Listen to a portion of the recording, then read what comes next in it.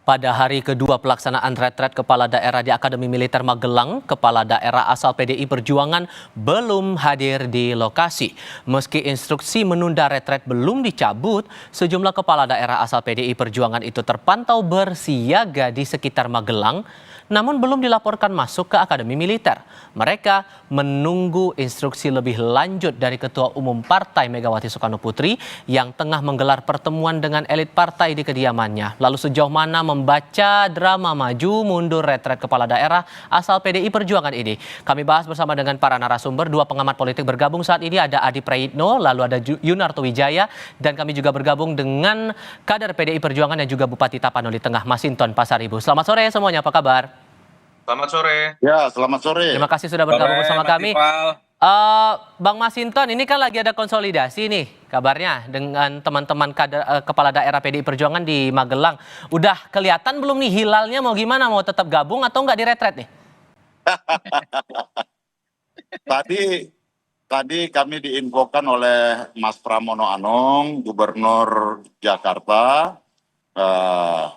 diinfokan bahwa kita semua harus tetap komitmen dengan arahan dari Ibu Ketua Umum PDI Perjuangan, Ibu Megawati Soekarno Putri. Dan kemudian kami juga disampaikan bahwa kita semua bersiap untuk mengikuti retreat yang waktunya nanti kita menunggu arahan dari Ibu Ketua Umum. Waktunya kapan? Insya Allah dalam waktu dekat ini nanti diinfokan kepada kami dan kami akan siap mengikutinya. Maka kami tadi tetap disarankan untuk tetap bertahan standby di Magelang ketika ada perintah untuk mengikuti bergabung dengan peserta retreat kepala daerah yang sekarang sedang berlangsung, maka kami bisa langsung seketika saat itu juga bisa bergabung. Sehingga bisa dipastikan sejauh ini teman-teman PDIP yang jadi kepala daerah belum ada yang bergerak ke Akmil Magelang, atau jangan-jangan udah ada nih? Mayoritas semua masih ada di Magelang dan sebagian ada di menginap karena di Magelang juga penginapan penuh.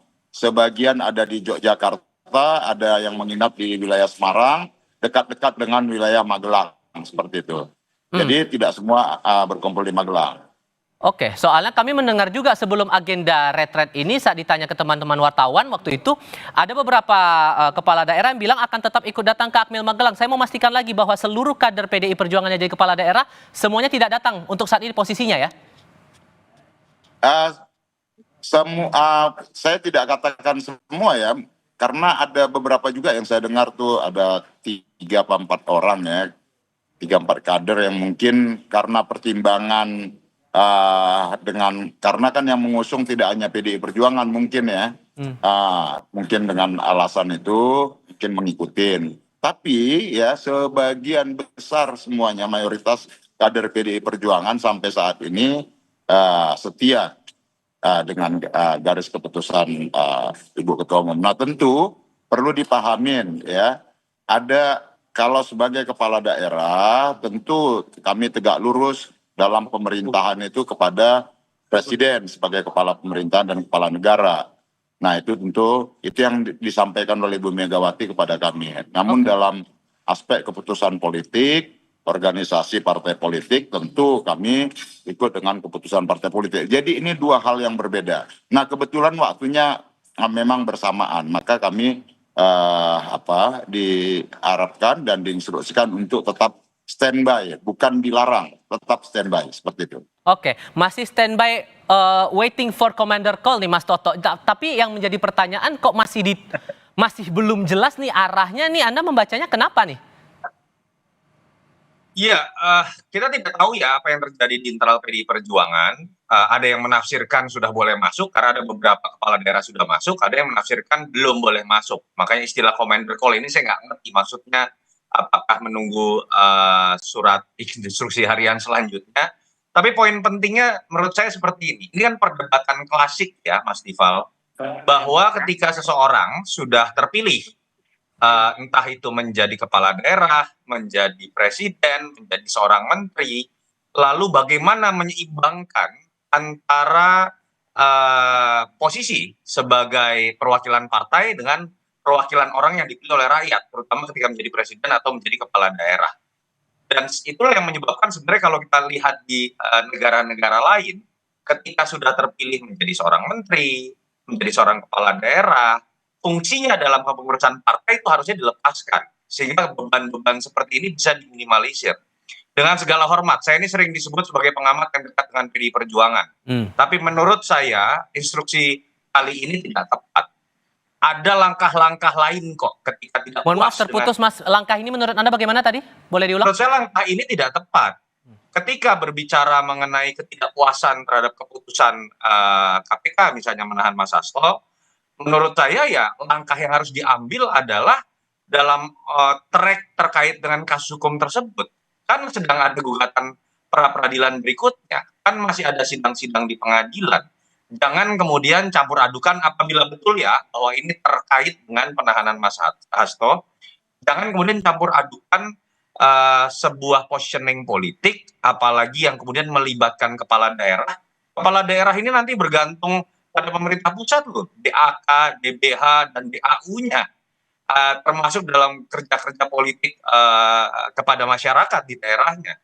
Ini yang menurut saya apa yang diinstruksikan hari ini sama dengan bermasalahnya logika-logika seperti koalisi permanen yang itu akan saya menganalogikan tapi sama bobotnya Mas Tifal ya. Ide koalisi permanen itu kan akan membuat anggota DPR yang sudah dipilih rakyat itu kemudian hanya nurut sama partainya dan nggak bisa protes terlepas apapun aspirasinya. Sama dengan apa yang terjadi pada teman-teman PDI Perjuangan sekarang gitu. Saya yakin mereka semua pengen ikut retret kok dalam konteks menjadi bawahannya presiden. Dan ini kemudian ada presiden memberikan pengarahan dalam acara retret misalnya. Atau kemudian sama rendah bobotnya dengan ketika seseorang udah jadi presiden atau menjadi menteri tapi masih jadi ketum partai. Apa yang saya katakan adalah sebenarnya istilah petugas partai yang sering dianggap negatif oleh sebagian publik itu terjadi di hampir semua partai. Problemnya hanya PDIP yang mendefinisikan itu secara eksplisit.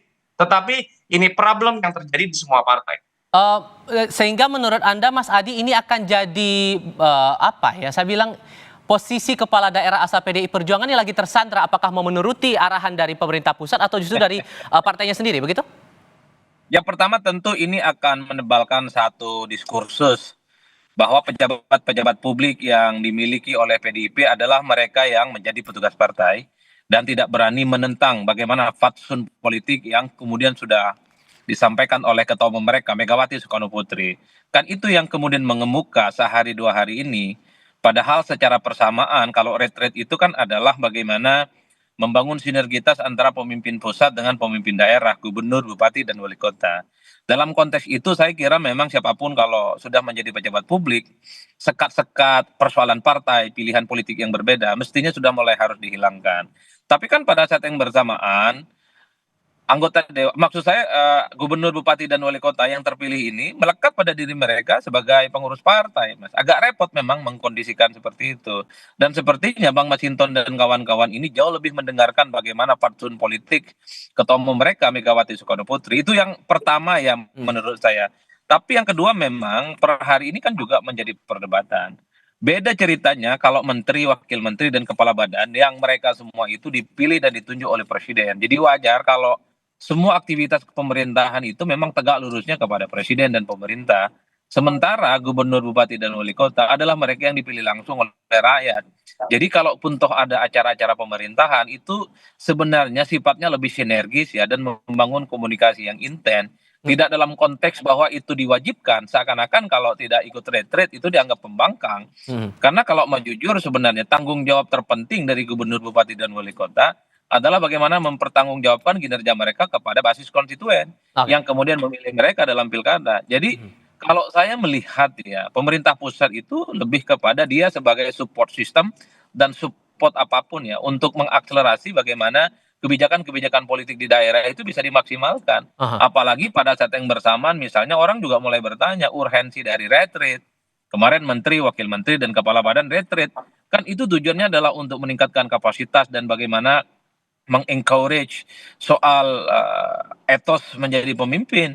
Tapi kan dalam prakteknya 4 bulan berlalu ternyata sudah ada menteri yang memang tidak bekerja secara formal, tidak bekerja secara maksimal sehingga ada reshuffle. Iya. Makanya banyak orang yang kemudian meragukan retret itu adalah efektif untuk meningkatkan skill dan kepemimpinan. Makanya banyak juga yang kemudian mensupport secara substansi bahwa retret itu bukan sesuatu yang memang harus dianggap Oke. wajib dan harus diikuti oleh kepala-kepala daerah. Sudah kami tangkap Nomenklatur poinnya di yang situ. semacam ini agak rumit sebenarnya, Mas Tifa. Oke, tapi di sisi lain kami juga dapat info, Bang Masinton, bahwa dari pihak pemerintah sudah berupaya juga untuk bertemu dengan teman-teman kepala daerah asal PDI Perjuangan. Apakah betul kabar itu dan sejauh mana komunikasi dengan pemerintah pusat? Jawabnya nanti ya Bang ya, kita jeda sebentar, kami segera kembali.